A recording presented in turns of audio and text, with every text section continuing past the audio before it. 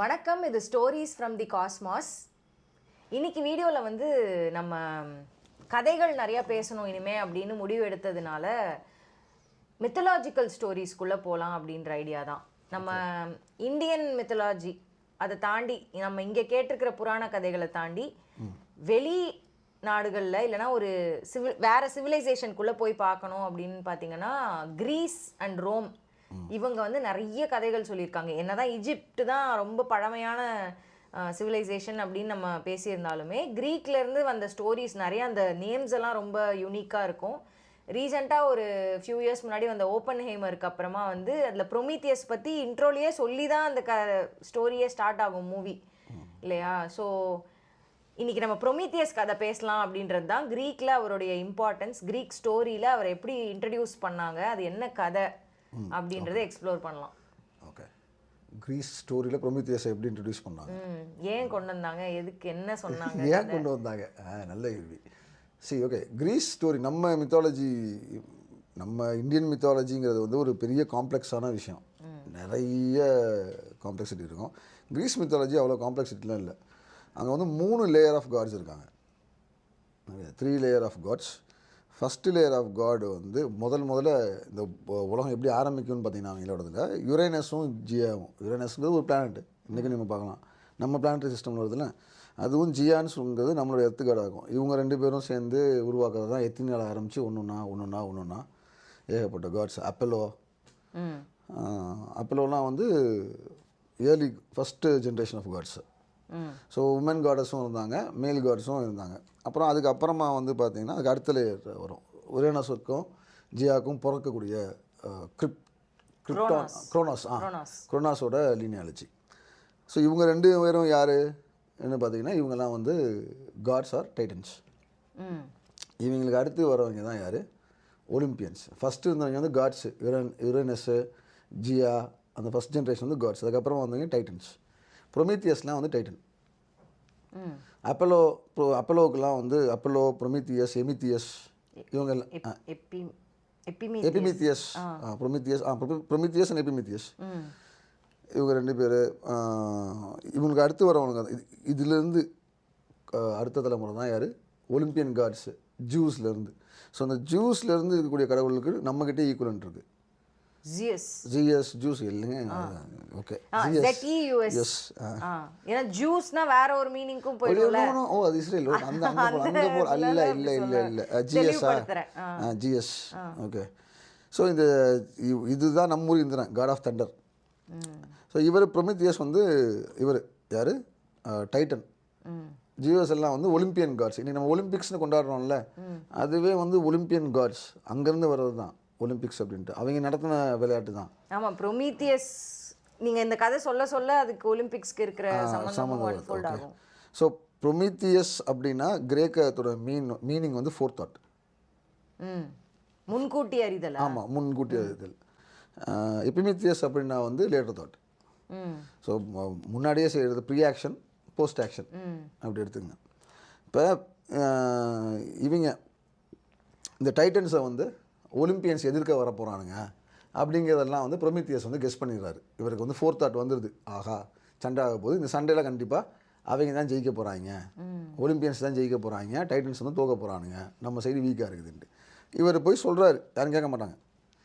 But இவரும் எபிமித்தியஸும் Olympians பக்கம் சேர்ந்துக்குவாங்க. C again, human கைண்டே இன்னும் படைக்கலை. அதுக்கு முன்னாடி நடக்கக்கூடிய கதைகள் இது எல்லாமே. மனுஷனே இன்னும் படைக்கப்படல. மனுஷனே ஒன்றும் படைக்கப்படாமல் நடக்கக்கூடிய கதைகள் எல்லாமே இது ரொம்ப டீட்டெயில்டாக போகும் அவங்க கதையை. ஒவ்வொரு கடவுளும் என்ன பண்ணிகிட்டு இருந்தாங்க. ஸ்டார்ஸ் தான் பெரும்பாலும். ஓகே, ஸ்டார்ஸ் அண்ட் பிளானட்ஸை வச்சு தான் பெரும்பாலான அவங்க கதைகள் இருக்கும். அப்போ ப்ரொமீத்தியஸும் எபிமித்தியஸும் ஜூஎஸ் பக்கம் போய் சேர்ந்துடுறாங்க. இவங்க தோற்றுறாங்க. தோற்றதுக்கப்புறம் இவங்க யாரும் கொல்ல முடியாதுல்ல. ஏன் கொல்ல முடியாது? இம்மார்டல்ஸ். கரெக்ட். இவங்க எல்லாமே சாவே கிடையாது. சத்திரியனுக்கு சாவு இல்லை. ஏன்னா இன்னும் மனுஷனே கிரியேட் பண்ணல. மனுஷன் தான் மார்டல். கரெக்ட். மனிதன் மட்டும்தான் மார்டல். அவங்க எல்லாமே இம்மார்டல்ஸ். அப்போ அவங்கள கொல்ல முடியாததுனால அவங்கள எல்லாம் கொண்டு போய் கக்கசியன் மவுண்டன் இடத்துல போய் அடைச்சிடுறாங்க. இந்த கக்கசியன் ரேஸ்லாம் சொல்லிட்டு இருப்பாங்க தெரியுமா? காக்கசியன். ஓகே, அது என்ன ரீசன்னு பார்த்தீங்கன்னா ஒரே ரீசன் தான். அங்கேருந்து தான் மனித இனமே உருவாச்சு அப்படிங்கிறது தான் கிரேக்க நம்பிக்கை. எப்படி நீங்கள் வந்து அவுட் ஆஃப் ஆஃப்ரிக்கா சொல்கிறோம் நம்ம அவுட் ஆஃப் ஆஃப்ரிக்கா தியரின்னு சொல்கிறோம்ல, ஆஃப்ரிக்காவில் தான் மனித இனமே உருவாச்சுன்ட்டு, அதே மாதிரி அங்கேருந்து தான் உருவாச்சு, கெகசியன் மவுண்டன்ஸ் தான் உருவாச்சுங்கிறது தான் நம்பிக்கை. அதனால தான் ஒயிட் ஸ்கின்னாக இருக்கவங்கள வந்து அவங்கள வந்து சொல்லிப்பாங்க யூரோப்பியன்ஸ்லாம் அங்கேருந்து தான் உருவாங்கினாங்கன்ட்டு. ஸோ அது ஒரு மவுண்டன் ரேஞ்ச் இன்றைக்கும் இருக்குது. அங்கே போய் அடைச்சி வச்சிடறாங்க. அடைச்சி வச்சுட்டு இவங்க ஆட்சி பண்ண ஆரம்பிக்கிறாங்க. இப்போ இவங்க தான் ஒலிம்பியன் காட்ஸ் தான், ஜியோஸ் தான் மனிதரை படைக்கக்கூடிய பொறுப்பை யார்கிட்ட கொடுக்குறாரு? இவங்க 2 பேர்கிட்ட கொடுக்குறாரு. அண்ணன் தம்பி 2 பேர்ட்டையும் கொடுக்குறாரு. ஸோ எபிமெத்தியஸ் என்ன பண்ணிட்டாரு? உருவங்களை, மனித உருவங்களையும் மிருக உருவங்களை படைக்க, கரெக்ட், மிருக உருவங்களை படைக்க ஆரம்பிக்கிறார். படைக்கிறது மட்டும் இல்லாமல் குவாலிட்டிஸையும் அவரே தான் கொடுத்து முடிக்கிறாரு. So he gifted everything. என்னெல்லாம் கொடுத்துட்டோம் அவருக்கு? என்ன பவர்ஸா சொல்லுங்க. அது ஒரு அண்டர்ஸ்டாண்டிங்காக பண்ணது தான். இப்போ ஒரு சிங்கத்துக்குனா கிளாஸ் கொடுத்தாரு, கரடிக்குனா சைஸ் கொடுத்தாரு, பறக்க முடியுதுன்னா இதனால தான் எபிமெத்தியஸ் தான் கொடுத்தாரு. மீனால் நீந்த முடியும், இது எல்லாத்தையும் செஞ்சுட்டாரு, செஞ்சு முடிச்சிட்டாரு. அப்போ ப்ரொமீத்தியஸ் ஸ்டேஜ்னு வரும்போது ப்ரொமீத்தியஸ் என்ன பண்ணுறாருன்னா அவர் தான் மனிதனை உருவாக்குறாரு. பட் அன்ஃபார்ச்சுனேட்லி மனுஷங்கிட்ட எந்த பவருமே இல்லை. ஏன்னா எக்ஸாஸ்ட் ஆகிடுது. எபிமெத்தியஸ் எல்லாத்தையும் கொடுத்து மனுஷனுக்கு எதுவுமே கிடைக்கல, உருவம் மட்டும் படைச்சு, உடம்பு மட்டும் தான் இருக்குது. அவனால் வேகமாக ஓட முடியல, அவனால் தண்ணியில் நீந்த முடியல, அவனால் சண்டை போட முடியல, அவனோட மிருகங்கள்லாம் பெருசாக இருந்துச்சு. இப்போ என்ன பண்ணுறதுனே தெரியலங்கவுமே ப்ரொமீத்தியஸ் வந்து ஜியோஸ்ட்டை போய் பேசுகிறார். நான் தான் அவனுக்கு வந்து நெருப்பு கொடுத்துடலாம் அப்படின்ட்டு. சரின்ட்டு மனுஷனுக்கு நெருப்பு கொடுக்குறான். அவன் நெருப்பை வச்சு மனுஷன் என்ன பண்ண ஆரம்பிக்கிறான்? மிருகங்களை கண்ட்ரோல் பண்ண ஆரம்பிக்கிறான். வேட்டை அவனுக்கு ஈஸியாகுது. இப்போ ஜியோஸ் என்ன சொல்கிறாரு? அவன் வேட்டையாடுறதில் பாதி எனக்கு கொடுத்துடணுங்கிறாரு. ப்ரொமீத்தியஸை சொல்லி விடுறாரு, இங்கே பாரு உன் ஆளுங்க மாட்ரஸை சொல்லிடு, நான் தான் நெருப்பு கொடுத்தேன், அதனால தானே வேட்டை நடக்குது, அதனால நடக்கிற பாதியை எனக்கு கொடுத்துடணுன்ட்டு. So they agree to it. ஒத்துக்கிறாங்க. ஒத்துக்கிட்டு வந்து எதை கொடுக்கணுங்கிற முடிவை வந்து நான் முடிவு பண்ணுறேன். நீ வந்து ஒரு எந்த ஒரு பலியும் 2ஆக வைக்கணும், அதில் ஒரு எது என் பலிங்க நான் முடிவு பண்ணிக்கிறேங்கிறாரு ஜிஎஸ் சொல்கிறாரு. உடனே இவங்க என்ன பண்ணுறாங்க? ஒரு மாட்டை அடிக்கிறாங்க. ஒரு மாட்டை வெட்டி அது தோலை சீவி உள்ள, அதாவது ப்ரொமீத்தியஸ் தான் பண்ணுறாரு அப்படின்னு சொல்லி, ஓகே ப்ரொமீத்தியஸ் பண்ணுறாரு, கதைப்படி தான் கேட்குறேன். சரி, ஆமாம் ப்ரொமீத்தியஸ் தான் பண்ணுறாரு. சொல்லி தோல் சதை உரிச்சிடறாங்க, பாட்டாக உரிச்சிடுறாங்க. தோல் இருக்குது, ஃப்ளஷ் இருக்குது, போன்ஸ் இருக்குது, தோல் இருக்குது, போன்ஸ் இருக்குது, ஃப்ளஷ் இருக்குது, கொழுப்பு இருக்கும். மாடுனா கொழுப்பு நிறைய ஹெவியாக இருக்கும். அப்போ இந்த கொழுப்புக்குள்ளே எலும்பெல்லாம் உள்ளே வச்சு கொழுப்பு நல்லா வளவலன்னு சுற்றிடுறாரு, நல்லா பெருசாக பார்க்க நல்லா சுற்றிடுறாரு. ஸோ இந்த நல்ல வெறும் ஃப்ளஷ் மட்டும் இருக்குல்ல, இப்போ ஏன்னா வெறும் சதை ஃப்ளஷ்னா அதான் கறி, அந்த கறியை வந்து அந்த மாட்டோட வயிற்றுக்குள்ளே தோல் சுருங்கி போன தோலுக்குள்ளே உள்ளே வச்சு மூடி விட்டுறாரு. 2 பார்ட்டு. ஒன்று வந்து நல்ல வலுவலுன்னு கொழுப்பு இருக்குது, ஆனால் கொழுப்புக்குள்ளே வெறும் எலும்பு தான் இருக்குது. இங்கே கன்றாவியாக தோல் இருக்குது, தோலுக்குள்ளே முழு சதையும் அதுக்குள்ளே தான் இருக்குது. 2ஐயும் நீட்டும் போது இந்த ட்ரிக்கில் என்ன ஆகுறாரு? ஜியோஸை ஏமாந்துறாரு. பார்க்க அட்ராக்டிவாக இருக்காது, பிக் பண்ணுறாரு. கரெக்ட். ஸோ இது பிக் பண்ணுறாரு. பிக் பண்ணதுக்கு அப்புறம் தான் அவருக்கு என்ன ஆகுது? அவரை சீட் செய்ய அப்படிங்கிறது தெரிஞ்சுது. இதனால அவர் காண்டாயிடுறாரு. ஓகே, காண்டாய் என்ன பண்ணுறாரு? நெருப்பை திரும்ப பிடிங்கிறாரு. ஒரு கண்ட்ரோல். ஆமாம், நெருப்பை திரும்ப பிடிங்கிறாரு. அப்புறம் மனுஷங்கள்லாம் மறுபடியும் கஷ்டப்படுறாங்க, மறுபடியும் குளிர் பனி அப்படி. ஸோ இந்த இடத்துல வந்து ஒரு விஷயம் என்ன புரிஞ்சுக்கலாம்னா வந்து, ஓகே இது வரைக்கும் ஆஃப் ப்ரொமீத்தியஸ் ஸ்டோரியில் இந்த பலி இருக்குல்ல, இந்த பலி பார்த்திங்கன்னா நம்ம ஊர்லேயுமே ஒரு முழு உயிரையும் சொல்லுவாங்களா, வெட்டி ஆட்டை உள்ளே போட்டுருவாங்க, வெட்டி மிருகங்களை போடுவாங்க, அப்படி பண்ண மாட்டாங்க. இதே தான் எலும்பும் கொழுப்பும் தான் போடப்படுது. கொழுப்பு வந்து அந்த இதை எரிய வைக்கிறதுக்காக கண்டினியூஸாக. ஃப்ளஷ்ஷை இவங்க தான் எடுத்துக்கிட்டாங்க, மோஸ்ட்லி கொழுப்பு தான் யூஸ் பண்ணாங்க. பின்னால் நெய், கொழுப்புக்கு பதிலாக நெய்யும் சேர்க்கப்பட்டது, நெய்யாக அது மாறிச்சு. Yes, okay. So animals had been crucified not to throw in that, உள்ளே போட்டு வேஸ்ட் பண்ணுறதுக்கு இல்லை. அவ்வளோ பைத்தியமாக நீங்கள் அன்றைக்கி யாருமே இல்லை. கண்டினியூஸாக கொல்லப்பட்டதுக்கு காரணம் அவங்களுக்கு நெய் தேவைப்பட்டுச்சு, மாட்டோட கொழுப்பும் மிருகங்களோட கொழுப்பும் தேவைப்பட்டுச்சு. அப்போ தான் நீங்கள் இருந்து கண்டினியூஸாக எரிஞ்சிக்கிட்டே இருக்கும். நெருப்பு வேணும்னா இதெல்லாம் நான் கொடுத்தாகணுன்ற ஒரு மாட்டோட கொழுப்பு இருந்தால் தாங்க உங்களுக்கு அந்த எண்ணெய் நீங்கள் கிடைக்கும், எரியறதுக்கு யூஸ் ஆகுங்க. ஓகே. ஸோ அப்போ பலி அந்த காலத்தில், கரெக்ட், அந்த காலத்தில் பலிங்கிறது இங்கே பலியில் வந்து ஏன் போட்டாங்கன்னா இது ப்ரொமீத்தியஸ் ஸ்டோரி. இது ஒரு முக்கியமாக, இதை வந்து எஜிப்ஷியன்ஸ் நம்புறதுக்கு இது ஒரு ஸ்டோரி. ஓகே, இதுலேருந்து அப்படி கிரீஸ்காரங்க நம்புறதுக்கு இது ஒரு ஸ்டோரி. இங்கேருந்து அப்படியே கண்டினியூ ஆகும். இப்போ ஜூஸ் மறுபடியும் படிச்சுக்கிட்டாப்புல இருட்டாயிருச்சு, குளிருது, நெருப்பு இல்லை. ஏன்னா ப்ரொடெக்ஷன் இல்லை. இப்போ வந்து பிரச்சனை என்ன தெரியுமா, இதுக்கு முன்னாடி உனக்கு குளிர் தெரியாமல் இருந்துச்சு. இப்போ அதனால தான் சொன்னேன் குளிருதுன்ட்டு. முன்னாடி நான் சொல்லவே இல்லை. இப்போ தான் உனக்கு குளிர் தெரிய ஆரம்பிச்சு. அவனுக்கு பழகிடுச்சுல. ஏன்னா தணுப்பு தணல் பழகிட்டான், நெருப்பை வச்சு பழகிட்டான். இப்போ அவனால் கண்ட்ரோல் இல்லாமல் இருக்க முடியல. ஸோ இவன் ரொம்ப கஷ்டப்படுறதை பார்த்த ப்ரொமீத்தியஸ் யாருமே பண்ணாத காரியத்தை பண்ண ஆரம்பிக்கிறார். ஒலிம்பியன் மலையிலேருந்து நெருப்பை திருடி கொண்டு வர்றார். திருடி ஒரு குச்சியில் மறைச்சி பற்ற வச்சுட்டு குச்சியில் அந்த குச்சியை அந்த ஷாலுக்கு வழியில் வச்சுட்டு கொண்டு வர்றார். அவர் அப்படி கொண்டு வந்த நினைவாகத்தான் இன்னைக்கு வரைக்கும் ஒலிம்பிக் டார்ச் பிடிச்சிட்டு நம்ம ஓடுறோம். கொண்டு வந்து கீழே கொடுத்துட்றாரு. மனிதர்கள் இதை வந்து பயன்படுத்துகிறத பார்த்த ஜிஎஸ் வந்து கடுப்பாகி கொண்டு போய் ப்ரொமீத்தியஸை எதில் போட்டுறாரு? மலையில். எஸ், ஒலிம்பியன் மலை, சாரி கெக்கசியன் மலைகளில் சங்கிலியால் பிணைச்சிடுறாரு. பிணைச்சது மட்டும் இல்லாமல் பனிஷ்மெண்ட் ஒன்று கொடுக்குறாரு. ஒரு ஈகிள் ஒன்று தினமும் வந்து அவரோட லிவரை சாப்பிடும். பகல் ஃபுல்லாக உட்காந்து சாப்பிடும். அப்புறமா ராத்திரி அது போயிடும். போகும்போது நைட்டு ஃபுல்லாக அவருக்கு லிவர் வளர்ந்துடும். திரும்ப அடுத்த நாள் பகலில் வந்து திருப்பி இது வந்து சாப்பிடும். ஓகே, இவரை இங்கே அடைச்சி வச்சுட்டு இந்த பக்கம் ஜிஎஸ் என்ன பண்ணுவார்? மனுஷங்களை பழி வாங்கணும்ல. இப்போ ப்ரொமீத்தியஸை பழி வாங்கியாச்சு. நெருப்பை திருடி கொண்டு போய் கொடுத்துட்டாப்புல. ஃபஸ்ட்டு ஜிஎஸ் கொடுத்தாரு, திரும்ப எடுத்துக்கிட்டாரு. இப்போ வந்து ப்ரொமீத்தியஸ் திருடி கொண்டு போய் கொடுத்துட்டான். இப்போ வர எடுக்க முடியல திரும்ப. அப்போ மனுஷங்களை பழி வாங்க என்ன பண்ணுறாரு? இப்போ தான் முதல்ல பெண் படைக்கப்படுறான்.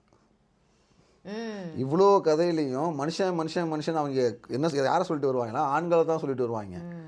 ஃபீமேல் காடஸ் இருப்பாங்க, ஃபீமேல் மார்டல்ஸே இருக்க மாட்டாங்க. Mortal female first mortal female யாருன்னு பார்த்தீங்கன்னா கிரீஸ் மித்தாலஜியில் பெண்டோரா தான்.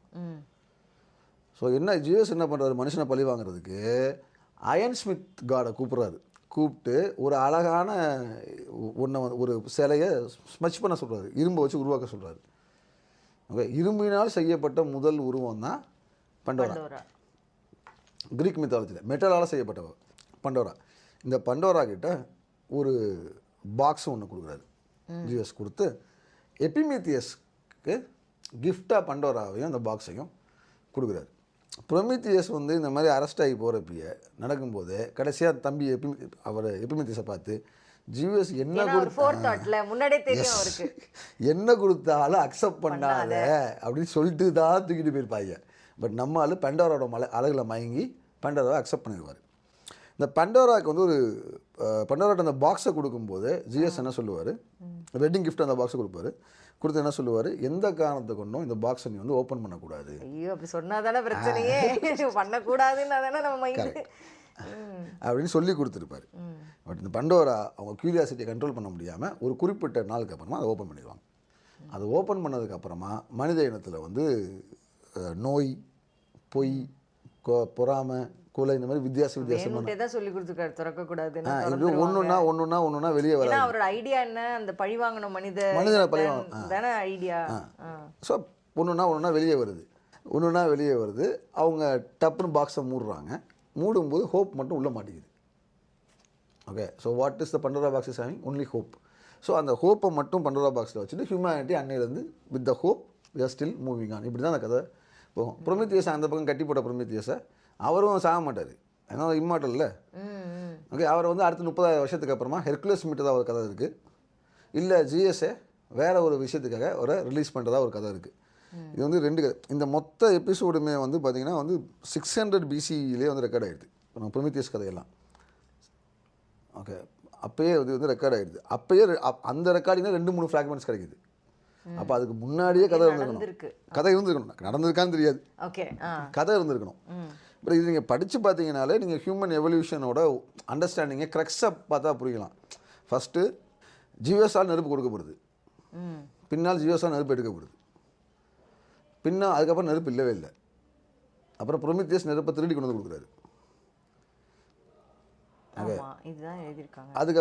அதுக்கப்புறமா வந்து மனிதனும் பெண்ணும் இணைஞ்சு வாழ ஆரம்பிக்கிறாங்க. நெருப்பு கண்டுபிடிச்சதுக்கப்புறம் தான் மனுஷனும் பெண்ணும் இணைஞ்சு வாழவே ஆரம்பிக்கிறாங்க. ஓகே, இந்த கதையில் பண்டோரா அதுக்கப்புறம் தான் வருவா. ஸோ அதுக்கு முன்னாடி இருக்கிறத பார்ப்போம். ஸோ மனுஷன் நெருப்பு கண்டுபிடிக்கிறதுக்கு முன்னாடியே மனுஷனுக்கு நெருப்பில் அறிமுகம் இருந்துச்சு. வானத்துலேருந்து வச்ச இடியினால, மின்னல்னால, அங்கேருந்து தான் அவனுக்கு நெருப்பு கிடைச்சிருக்கு. எக்ஸாக்ட்லி அப்போ கரெக்ட். ஜிஎஸ் வந்து திடீர்னு தண்டர் காடு நெருப்பாகுது, படைக்கப்பட்ட உயிர்கள் வெந்து போகும், ஃப்ளஷ் மட்டும்தான் அவனுக்கு கிடைக்கும், எலும்பே அவனுக்கு எலும்பு மட்டும்தான் மிஞ்சிருக்கும் அவனுக்கு. அவனுக்கு அதுவே ஆச்சரியமாக இருந்திருக்குங்க. அது வரைக்கும் கம்ப்ளீட்டாக பச்சையாக சாப்பிட்டுட்டு இருந்தான். வெந்து போச்சுன்னா என்ன ஆகும்? ஒரு நான்வெஜ் சாப்பிட்றதுனால தெரியலையா, வெந்து போனால் உழுந்துடும், எலும்பு மட்டும் தான் இருக்கும். ஓகே, அப்போ அடுத்து ஏன்னா இது நீங்கள் நல்லா யோசிச்சிங்கன்னா இதில் அவ்வளோ விஷயத்த தாட் ப்ராசஸ் வந்து அவன் அப்ளை பண்ணியிருப்பான். லிவரை கொத்துதுன்னு சொல்லுவான், கிட்னியை கொத்துதுன்னு சொல்ல மாட்டான். ஏன்? லிவர் கொத்துது, அப்புறம் அது வளர்ந்துருது, லிவர் வளர்ந்துருது, சொல்லுவாங்க. திருப்பி அது இதுவே ஆகல, ரீஜெனரேட் நேச்சர் ஆஃப் லிவருமே அதுதான். கரெக்ட், ரீஜெனரேட் ஆயிடும். கரெக்ட். நேச்சுரல் ஆஃப் லிவர் என்ன, உங்கள் பாதி லிவர் டொனேட் பண்ணாலுமே உங்களுக்கு வளர்ந்துரும். கரெக்ட். ஆமாம், இன்னைக்கு இந்த அறிவு அவனுக்கு 600 BCல இருந்துருக்குல்ல மினிமம். இந்த ரெக்கார்ட் ஃபர்ஸ்ட் ரெக்கார்ட் 600 BCல கிடைக்குதுங்கிறாங்க ஃப்ராக்மெண்ட்ஸ். நம்ம அப்ப அந்த அனாட்டமியை புரிஞ்சுக்கிற தன்மை. ஆமாங்க, ஈரலை அறுத்தது வளர்ந்து தான் ஆராய்ச்சி பண்ணியிருக்காங்க. இல்லாட்டி ஏங்க நீங்கள் மட்டும்தான் பண்ணுவீங்களா? அவன் பண்ணி ரெக்கார்ட் பண்ணியிருக்காங்க. கதையில் வரணும், அவன் லூஸாக அவன் இதை எழுதுறதுக்கு அவன் கிட்னி எழுதிக்கலாம், கண்ணை கொத்துச்சுன்னு எழுதிக்கலாம். இல்லை, லிவர் அதை சாப்பிடும், போயிடும், திரும்ப இவனுக்கு லிவர் வளர்ந்துடும், திரும்ப அது அடுத்த நாளும் வரும். ரைட். ஸோ அப்போ இவ்வளோ அறிவு அப்ளை பண்ணாங்கிறத வச்சுக்கிட்டு அப்போ இது வெறும் கதை இல்லை, அவன் ஏதோ சொல்ல வரான், ஏதோ டாக்குமெண்ட், கரெக்ட், அவனோட புரிதல் நமக்கு ஏதோ ஒரு வகையில் சொல்ல வரான் அப்படி எடுத்துகிட்டு பார்த்தீங்கன்னா நீங்கள் நல்லா கவனிங்க. அப்போ இயற்கையாகவே நெருப்பு மின்னல்கள் மூலியமாகவோ ஏதோ ஒரு வகையில் வானத்துலேருந்து உருவாச்சு. அதுக்கப்புறம் ப்ரொமீத்தியஸை இவங்க நெருப்புக்கு மட்டும் சொல்ல மாட்டாங்க, ப்ரொமீத்தியஸை தான் ஹெர்ப்ஸுக்கு சொல்லுவாங்க. மருத்துவத்தை சொல்லி கொடுத்தாரு, சயின்ஸை படிக்க சொல்லி கொடுத்தாரு, நட்சத்திரத்தை, நிமித்தம், இந்த தாரைகளில் நிமித்தம்னு ஒரு வார்த்தை இருக்குது, நிமித்தக்காரர்கள் தமிழ் ஒரு வார்த்தை இருக்குது. இந்த பிரபஞ்சம் கொடுக்கக்கூடிய சயின்ஸு, ஸோ அது ஸ்டாரை வச்சு தான் பார்ப்பாங்க, தாரை வச்சு தான் பார்ப்பாங்க. அந்த சைன் ஆஃப் காட்ஸை வந்து சொல்லிக் கொடுத்தது ப்ரொமீத்தியஸ். இப்படி நிறைய ப்ரொமீத்தியஸ் வந்து வெறும் நெருப்பு மட்டும், இந்த ஒலிம்பிக் டார்ச்சுக்காக வந்து அது ஃபன்னா வந்து அவரை ஃபயர் காடோட கனெக்ட் பண்ணிக்கிறோம். பட் இந்த எல்லாமே மனித இனத்துக்கு கொடுத்தவர் வந்து ப்ரொமீத்தியஸ் மட்டும்தான், ப்ரொமீத்தியஸ் தான். ஸோ அப்போ நெருப்புக்கு அப்புறமா அந்த நெருப்பை உருவாக்குறதுக்கான அறிவை கொடுத்தவர் ப்ரொமீத்தியஸ். நெருப்பு திருடி கொண்டு வந்து கொடுத்துட்டாரு அப்படின்னா மனுஷனால நெருப்பு பார்த்தான், ஃபஸ்ட்டு வானத்துலேருந்து வந்த நெருப்பை அவன் பார்க்குறான், அதை எப்படி உருவாக்கணும் அதுக்கப்புறம் தான் நீங்கள் கற்றுக்கவே ஆரம்பிப்பீங்க. ரைட், அப்புறம் தான் நீங்கள் எஃபர்ட் போடுவீங்க. இதுவுமே கனெக்ட் ஆகுது இல்லை. ஃபர்ஸ்ட் அவனுக்கு கிடைச்சது, அவன் யூஸ் பண்ணிட்டு இருந்தான், அது போனதுக்கு அப்புறம் திருப்பி அதை எப்படி கொண்டு வரதுன்றது அவனுக்கு தெரிஞ்சிருக்காது. அதையும் இதுல மேட்ச் பண்றாங்க. அவர் போய் திருடி கொண்டு வந்தாரு. Maybe that could have been the point where they created it. சிக்கிமுக்கி கல்ல உரசி கண்டுபிடிச்சதா இருக்கலாம். நமக்கு தெரியாது, ஏதோ ஒரு வகையில நம்ம கண்டுபிடிச்சிருக்கோம். நெருப்பு அப்படி தான் கண்டுபிடிச்சாங்க அப்படினு. நெருப்பு அவன் கண்டுபிடிச்சான் எக்ஸ்பெரிமெண்டலி. அப்ப நெருப்பு கண்டுபிடிச்சான். நெருப்பு கண்டுபிடிச்சதுக்கு அப்புறமா வந்து அடுத்து வந்து நெருப்பு கண்டுபிடிச்சதுக்கு அப்புறம் செட்டில்மெண்ட் ஆரம்பிக்குது. கரெக்டாக வந்ததில்ல, செட்டில் ஆக ஆரம்பிச்சதுக்கு அப்புறம் தான் பெண்ணை கூட்டிகிட்டு வந்து அவன் இருக்க ஆரம்பிக்கிறான். அதுக்கு முன்னாடி பெண்ணும் குழந்தைகளும் தனியாக இருந்திருக்காங்க, ஆண்கள் தனியாக சுற்றிட்டு இருந்திருக்காங்க. டிப்பிக்கல் மங்கி மாதிரி வாழ்ந்துருக்கோம், போரோபஸ் மங்கீஸ் மாதிரி நம்ம டிப்பிக்கலாக வாழ்ந்துருக்கோம். அதுக்கப்புறமா வந்து சேர்ந்து வாழ ஆரம்பிச்சிருக்கானுங்க.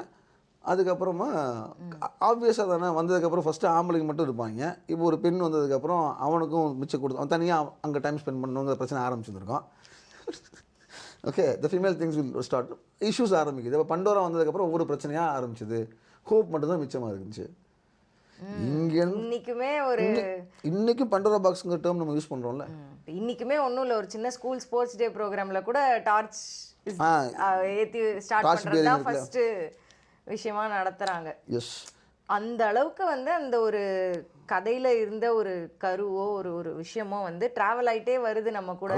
அமெரிக்கா வானத்துக்கு அனுப்பிச்ச இது பேர் என்ன, அப்போலோ தானே பேர் வச்சா. ஸோ அது அந்த கதை வந்து அவ்வளோ இன்ட்ரெஸ்டிங்கான ஸ்டோரிஸ் தான். இன்றைக்கி நம்ம படிக்கிறது இல்லைங்க, நமக்கு தெரியாது.